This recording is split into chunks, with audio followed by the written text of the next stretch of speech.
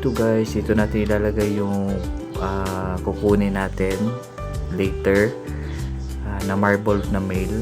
Then ito guys is yung multicolor na male natin. So may partner na rin siya pero medyo malaki pa yung female, so hindi ko muna sila binid.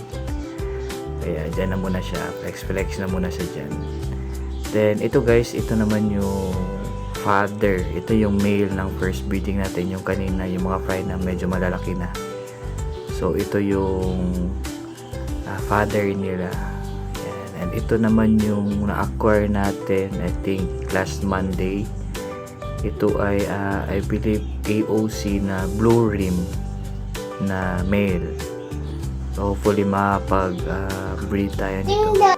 Yan guys, sabi ng binilan ko nito is hindi pala talaga lumalabas yung tunay na parang yung color niya talaga. So may mga pakonti-konti pang lumalabas.